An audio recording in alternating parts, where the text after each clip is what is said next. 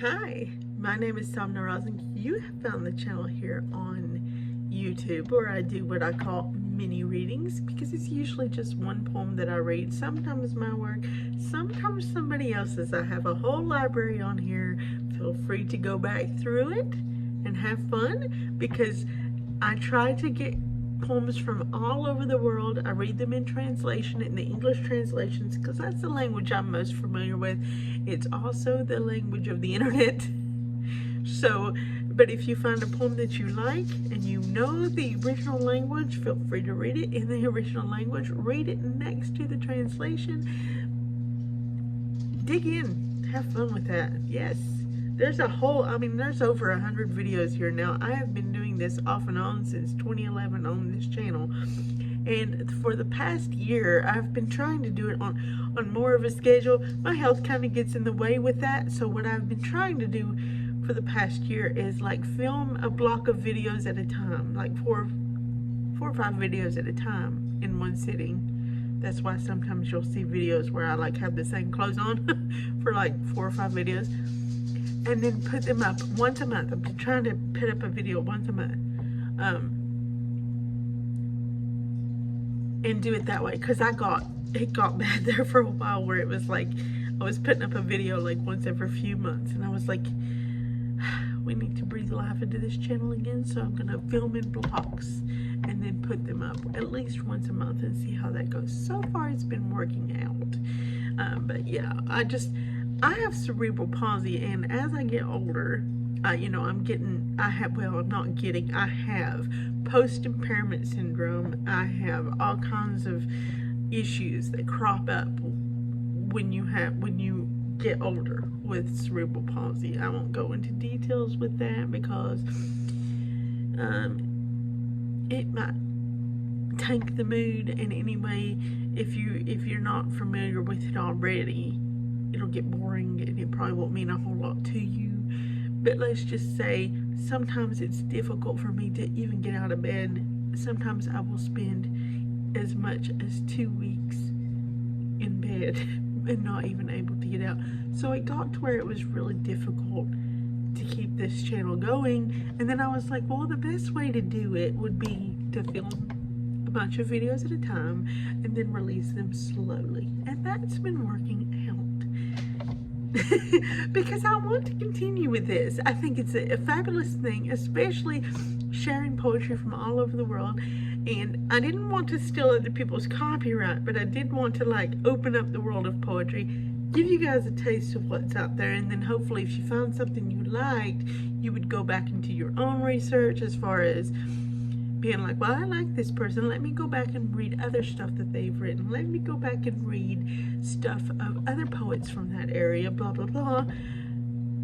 You know, that you could do that on your own. I'm just wanting to open the door because there's no way I could read like all the poets I like from every culture of the world on here, although that doesn't stop me from trying. But the idea is to like open the door for you, right? If you have been around since 2011, or if you do go back, you will notice that this beret has been with this channel for all that time, and for a while it went missing. I thought it was gone. I thought it was gone, but it turned out it wasn't. I recently found it, so return to the beret. Yay!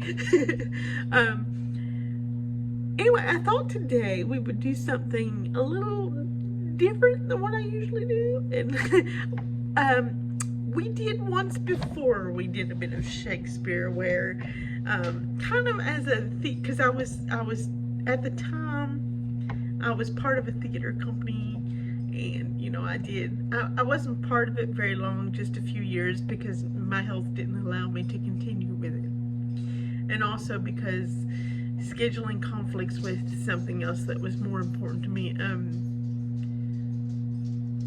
So I had to step away because it was like, well, this or that, which do you choose? But anyway, schedules changed and I couldn't do both. So I did like Alice in Wonderland and To Kill a Mockingbird, and I played my biggest role was also my last one, but it turned out I was a better actress than even I thought I was for that one, where I played Elizabeth Proctor in The Crucible. Yeah, that's my favorite play, actually, because everybody wants to market it as being about witches and stuff, but it's really not. I mean, that's what it's set in, because that's what it's set in, the Salem witch trials, but it's not really about that. It's about, that's just the framework around it. It's about choosing integrity over your reputation, which is a really important discussion to be had. People don't understand the difference between the two. You know, because they think, well, you gotta have a good reputation. That's everything. No, it's not. Because your reputation depends on what other people think of you. And other people's opinions are fickle. They're so fickle. You can just look at any celebrity to know that. Like, Will Smith was everybody's favorite darling for 30, almost 40 years, and then all he had to do was one, frankly, terrible thing, but one bad thing, and suddenly he's on everybody's poo-poo list. And that's all there is to it. And it's really hard to come back from that. Your reputation is a fickle thing, because people's opinions are fickle. I really don't put a lot of stock in reputation. Somebody can have the best reputation in the world, and I'm like, well, that's nice, good for you, but it don't mean anything to me, because it's not based on anything solid. To me, that's like, and I know this is going to offend some people because it's a biblical reference, but it's what comes to my mind. It's like building your house on sand, because it can be washed away at any time. But your integrity is something entirely different, because your integrity depends on no one but yourself. Nobody can take that from you. So that's like building your house on a rock, because nobody can take your integrity from you but yourself.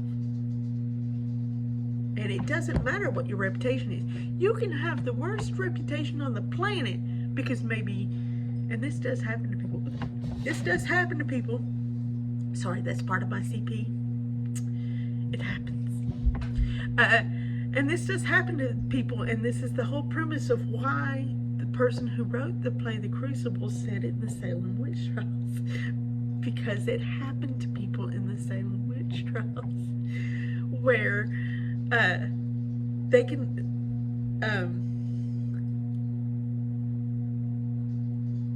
people can have the worst reputation in the world, but it's not a reflection of who they actually are, right?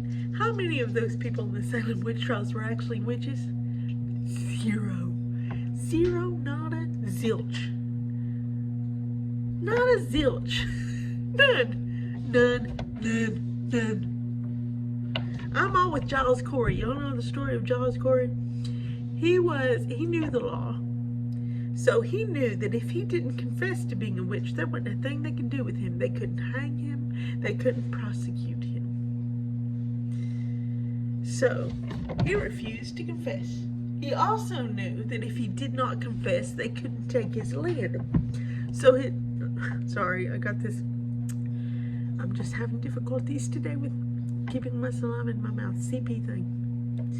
Anyway, he also knew that if he refused to confess, they could not take his land. So he was protecting his family, because he knew they would not be able to take his crops and his land and all that. So he refused to confess, because, I mean, why on earth would you if you weren't guilty? And nobody was guilty. So all they could do was press him. Do you know what pressing was? He's the only person in American history to die from pressing. They laid him down and they put blocks on his chest, and they kept adding weight. And they would come and they would ask him to confess, and instead of a confession, he wouldn't say yes or no. Either way, he wouldn't say no, he wouldn't say yes. He would just say, more weight. Now this is in the play, but it's also actual history. You can find it. All he would say is more weight, so they would add more weight, and then they would come back and ask him to confess. Well, they wouldn't ask him, they would demand it, and he would say more weight. Never say yes or no, because he knew what the law was. More weight. until eventually he was literally pressed to death by the weight of those blocks. But because he chose to go that way, his family kept their land and their crops, and he could never be legally condemned as a witch. He was smart. He was the only one out of them all that knew the law that well, and the rest of them didn't know that could happen. So they would just tell they tried to get out of it by telling the law whatever they wanted to hear, and of course that didn't go in their favor. So I'm all with Giles Corey. Nobody can take your integrity from you. More weight. I'd rather be pressed to death, thanks. I'm all with Giles Corey. Anyway, but that's why I like that play. See, it's about the difference between reputation and integrity, because every character in that play is caught between what do you value most, your reputation or your integrity. And it's like, what choice does each character make? The Salem Witch Trials is just the frame that it's in because, well, that was all just a fake hullabaloo that somebody made up, right? Let's all accuse people of being witches and see what they do. I don't know who had that idea, but it certainly caused a hysteria. I mean, even in history, when you look up the history, they have no idea who actually started that because it became such a hysteria that they don't know, right? So, integrity and reputation are two different things. And if you ask me, I don't care what my reputation is. I don't give a little tiny piece off of cornbread. Oh, are you okay? Are you okay? Did you get hurt? What was that? Did you hear that, guys? You okay? What was that? Are you okay, puppy? Yeah? Good. I'm glad you're okay. I just want to check on my dog because that sounded bad, didn't it?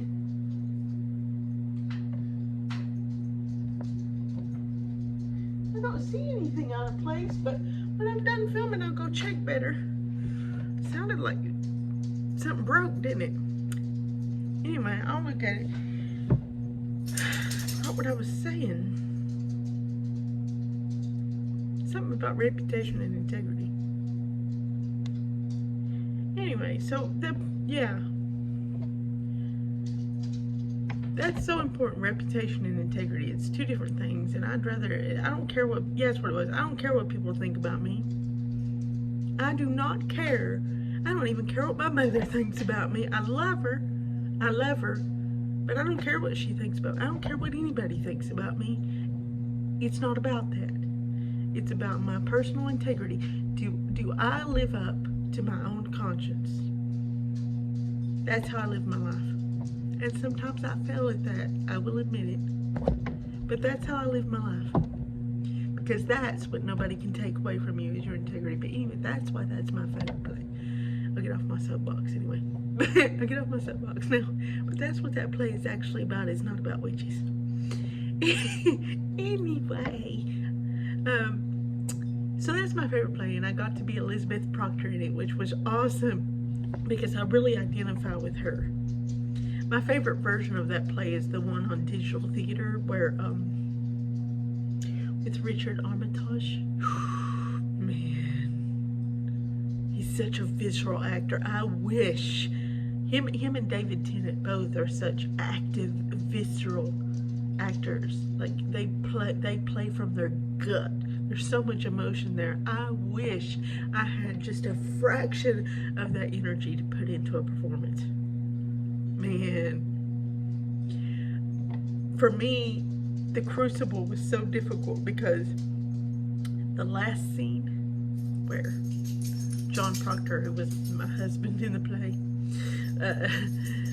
John Proctor, of course, you know, he gets hanged. And I have to stand there standing there on one side, John Proctor in the middle, and we're going through this whole last scene where we say our goodbyes and blah, blah, blah. And then my mom was playing Anne. What's her name? Anne, the older lady in the play that is like the saint of the play. That was always, she was always like, this witch business is stupid. Y'all are crazy. And she was like, I think she ends up dying of starvation or something, but she was always like the voice of reason. She's like the oldest woman in the play, and she was always the voice of reason for everybody. She played her. So we're all three standing on this stage, Mom on one side, and the actor that played my husband in the middle, John Proctor, and then me on the other. And we have to do this whole emotional scene at the end, and there was so much emotion in it, right? And we really had to prepare ourselves mentally and emotionally before we even walked out on the stage to do it, because this isn't a movie. This is a theater play. So we had to work ourselves up into this every night for 4 nights, every week. And when we would leave that theater every night, gosh, I just felt like I had been through the worst trauma of my life every night. But that's what you gotta do, because acting is not pretending. You're drawing on your actual experiences, your actual traumas or whatever, to draw up the emotions you need for that scene. You're not pretending.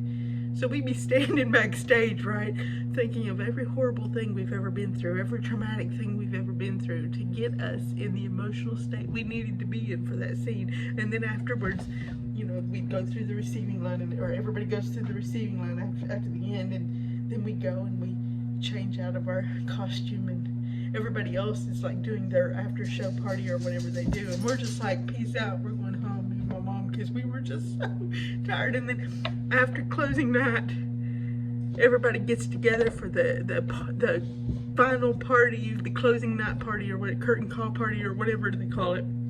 I don't remember. And we were just like, we've enjoyed being in this play with you guys, and it's such an honor to be part of this play at all, and yay, thank you so much, peace out. Because we were just so tired. It's like, whoo. But I was so thankful to be part of that play, because it is my favorite play. But anyway, so part of theater for a while. So during that period of time, it was like 2014 through 2017 or something, that I was in the theater. I did this video of Shakespeare on this channel where I did Ophelia's soliloquy, you know, where she's like, oh, what a mind here is overthrown. I'm talking about, because she believes Hamlet's ruse that he has gone mad. So I did that whole soliloquy, but I did it with overacting, right? I had like this red corset, and I put my hair in a bun with a hydrangea flower in it, and had this shawl thing, and I dressed, and I was like, oh, what a mind, here it's overthrown, and then afterwards I sang the Chandelier song by Sia, because that was a big deal then, and I thought, you know, that was the hit at the time, and everybody was singing it. But I thought, that's a perfect song for Ophelia, because, you know, at the end she goes out, and the last thing you hear of her, you don't actually see it, it happens off stage, but the queen, Hamlet's mother, mentions it later in the play, is that she goes out, and the last time she is seen, she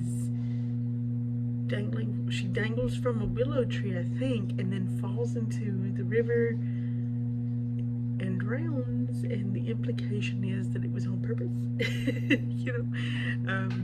So I thought, well, Chandelier is like the perfect song for her. So I sang that at the end of it. So it's very like over dramatic and overacted. It was just for fun. But it's on this channel too. And I don't think I've done anything of Shakespeare since. So today I thought I would do the soliloquy from Julius Caesar, Shakespeare's Julius Caesar. And it's funny because when I googled this, Google, it comes up a lot. not all the time, but a lot, as being Brutus soliloquy, but it's not Brutus that says it, which is fascinating. I mean, Brutus opens the scene, I think. He's the first one to speak in the scene, I think. I'd have to scroll up and look. But it's actually Mark Antony's soliloquy. And it's like, why does everybody keep saying that's Brutus' soliloquy? That's not Brutus' soliloquy. I think Brutus does have a soliloquy in the play, but I think it's later on. I think it's towards the end, whenever he's about to be suffering the consequences, because Shakespeare's play is not based in history. Shakespeare's Julius Caesar play is not so much based in history. I mean, there is the moment where they all gang up and kill Caesar that's based on history. But then after that, it kind of does its own thing. As a lot of Shakespeare's historical plays tend to do. They're not really based on history.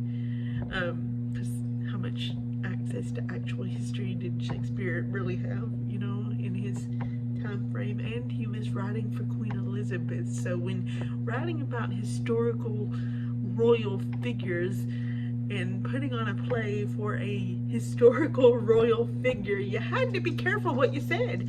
You might end up getting your head cut off. So his historical plays are not really historical. You can glean some historical facts from them, but anyway, same thing with Julius Caesar. So like towards the end, this play is really about, the Julius Caesar play is really about the consequences to Julius Caesar's friends who betrayed him and killed him. What happened to them, because they all suffer, because he's performing this play in front of Queen Elizabeth, so you can't just go around murdering somebody like Julius Caesar without there being serious consequences, right? So they all suffer these horrific consequences for being traitors to Julius Caesar. That's the point of the play.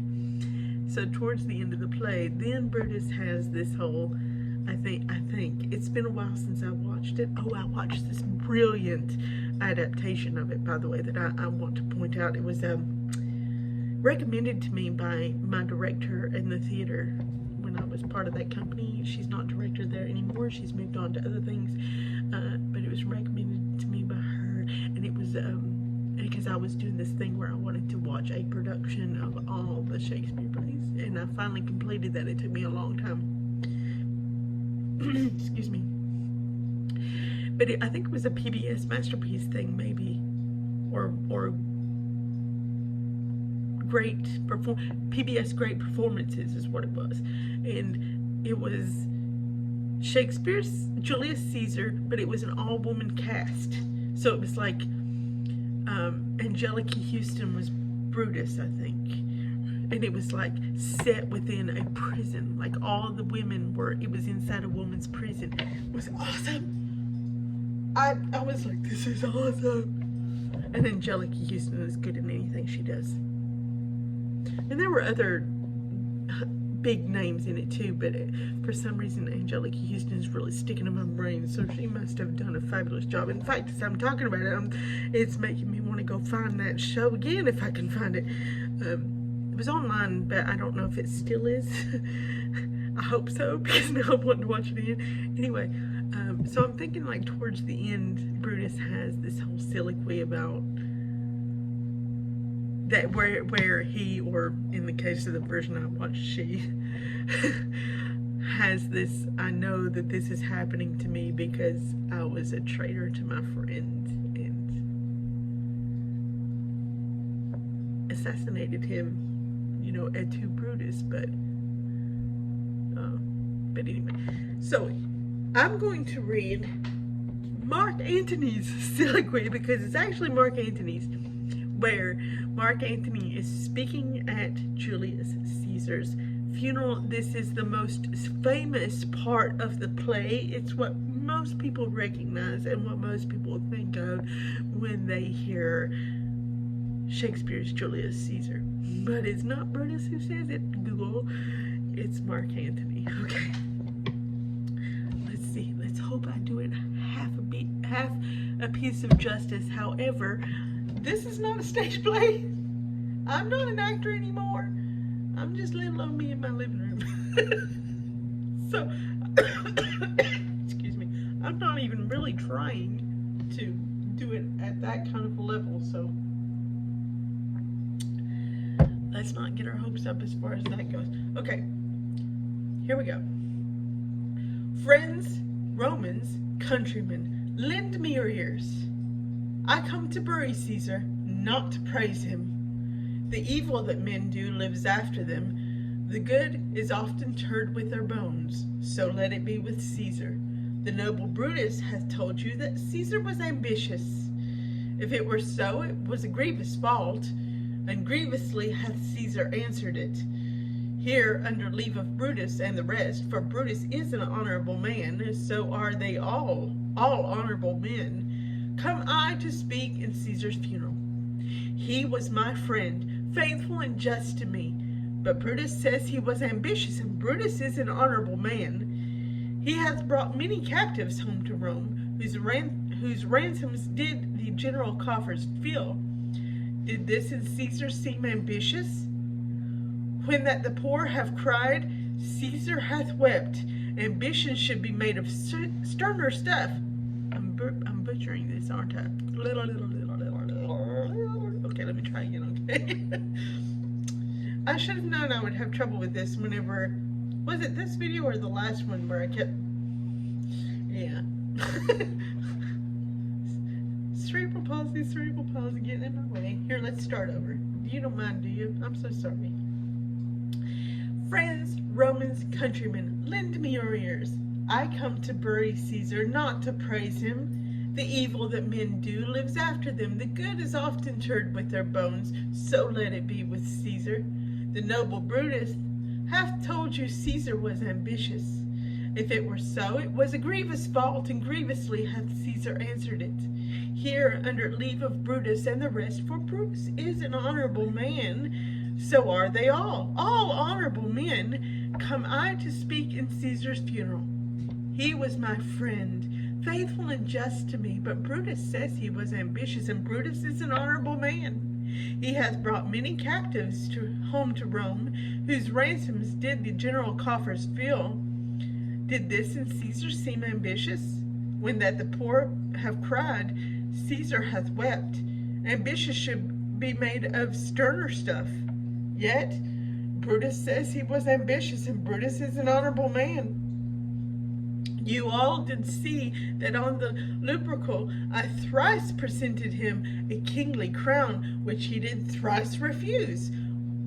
Was this ambition? Yet Brutus says he was ambitious, and sure he is an honorable man. I speak not to disprove what Brutus spoke, but here I am to speak what I do know. You all did love him once, not without cause. What cause withholds you then to mourn for him? O judgment, thou art fled to brutish beasts, and men have lost their reason. Bear with me. My heart is in the coffin there with Caesar, and I must pause till it come back to me. So that's like the most famous speech in the whole play. And it's really not that long in terms of Shakespeare's soliloquies. Hamlet spoke a lot longer on several different, I think Hamlet had like 7 soliloquies, and he spoke a lot longer on some others. But yeah, just, it is Mark Antony and not Brutus. Just don't let Google fool you. There are some places on Google where it brought out that it's Mark Antony, but no, whenever I was trying to find it, it kept coming up Brutus soliloquy, and it would come up Friends, Romans, countrymen. I'm like, that's not Brutus. Brutus didn't say that. And I was like, am I misremembering what I watched and what I've read? Because I've read all the plays too. Well, a lot longer ago than when I watched them all, but it's like, okay. But anyway, I'm sorry I butchered it in the beginning. Anyway, like I said, there are tons of poems on here, and I hope that you go back and find them all and enjoy them all. Yeah, because that's why they're here. That's why they're here. And thank you so much for joining me here. There'll be another poem in another month, probably with me looking the same way, because I'm filming a block today of like 4 or 5 poems, and then I'll film another block another time. Thank you so much for joining me, though. I enjoy our time together here like this, and I hope you enjoy it too.